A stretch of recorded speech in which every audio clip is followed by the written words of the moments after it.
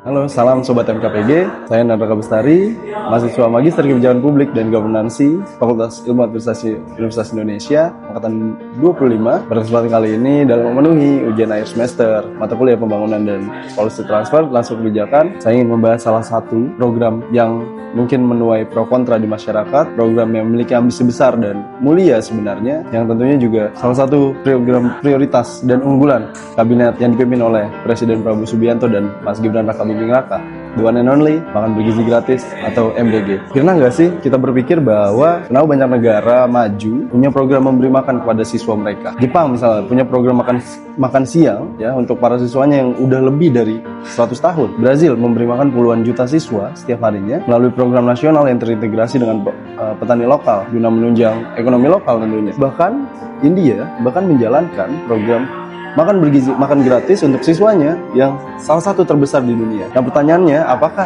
Indonesia hari ini sedang meniru negara lain, negara-negara maju lain? Apakah kita hanya FOMO atau Presiden Prabowo ingin seperti negara maju lainnya? Dan yang lebih penting adalah, yang harus kita pikirkan, apakah kebijakan ini hanya menyalin kebijakan negara maju lainnya tadi? Kalau dilihat sekilas jawabannya mungkin iya, karena ide dasarnya program ini memang luar biasa bagus dan juga tentunya mulia. Banyak negara sudah lebih dulu membuktikan bahwa pemberian makan bergizi ke sekolah dapat meningkatkan kesehatan anak, lalu menurunkan angka malnutrisi, meningkatkan konsentrasi belajar, dan bahkan kalau kita lihat dalam jangka panjang, seperti yang dicita-citakan oleh Pak Presiden, dapat meningkatkan kualitas sumber daya manusia kita. Tapi dalam kebijakan publik ada satu pelajaran penting. Menyalin kebijakan yang sukses di negara maju seringkali jauh lebih mudah daripada menyalin kondisi keadaan negara kita sebagai negara yang mengadopsi. Dan disinilah tantangannya. Indonesia bukan Jepang, teman-teman.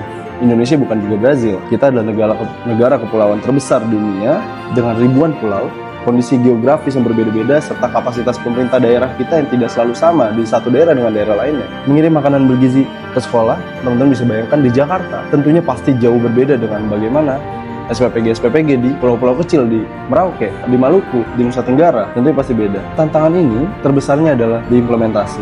Kalau kita bicara dalam kajian kebijakan publik, khususnya policy transfer, sederhananya negara belajar dari pengalaman negara lain yang sudah sukses. Terus ya lebih banyak kita mengambil ide dari negara maju yang akhirnya diimplementasikan di negara kita untuk menyelesaikan masalah yang dirasa sama untuk dihadapi. Tapi yang harus kita garis bawahi juga, para ahli juga mengingatkan bahwa kebijakan itu tidak pernah berpindah dari ruang hampa.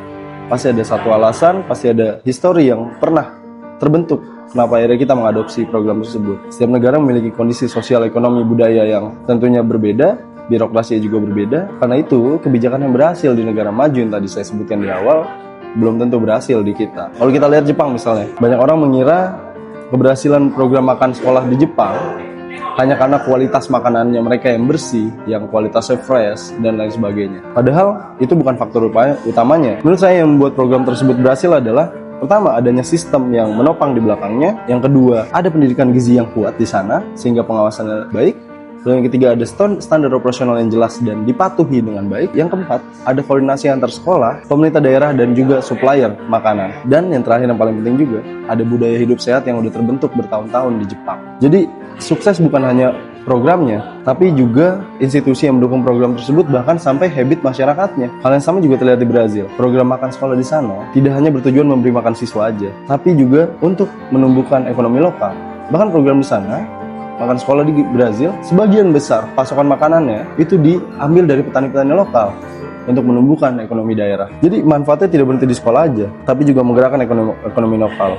Nah, menurut saya ini adalah pelajaran yang paling penting untuk Indonesia. Jika MBG dipahami sebagai proyek pembagian makanan, tentu manfaatnya pasti akan sangat amat terbatas. Tapi jika kita lihat program ini mampu terintegrasi, terhubung dengan petani kita, nelayan, UMKM lokal, koperasi, ekonomi lokal, dan dampaknya pasti bisa jauh lebih besar. Dan yang paling penting adalah tidak dikuasai oleh rantai-rantai politik aja yang kerjanya hanya jual beli titik dapur untuk kepentingan ekonomi mereka. Program ini bisa menjadi kebijakan pembangunan, bukan sekedar kebijakan bantuan sosial. Jadi menurut saya ada 3 hal yang perlu kita garis bawahi. Pertama, jangan menerapkan satu model yang sama kepada seluruh daerah di Indonesia. Karena tadi yang udah saya mention, kondisi di Jakarta dengan kondisi di Merauke, kondisi di Maluku, kondisi di Sulawesi, kondisi di Nusa Tenggara tentunya jauh berbeda. Yang kedua, libatkan sebanyak mungkin supplier lokal agar manfaat dari OMBG ini bisa menjadi multiplier efek dan domino efek untuk ekonomi kita, asal tidak terpatron oleh rente-rente politik. Lalu yang ketiga,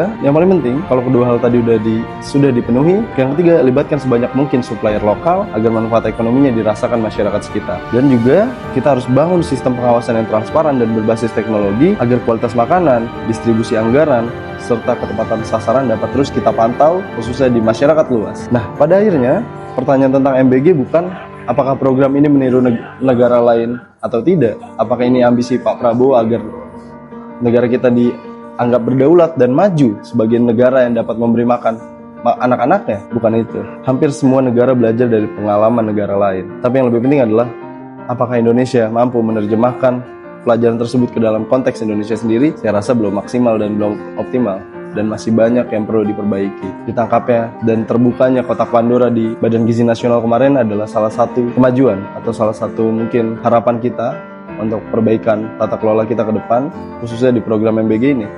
Karena ke dalam kebijakan publik, keberhasilan tidak ditentukan oleh seberapa bagus idenya yang kita pinjam dari negara lain, negara maju, tapi oleh seberapa baik kita menyesuaikan ide tersebut dengan realitas yang kita hadapi dengan konteks lokal. Mungkin sekian dari saya, kurang lebih mohon dimaafkan. Terima kasih. Selamat siang, sobat kebijakan publik.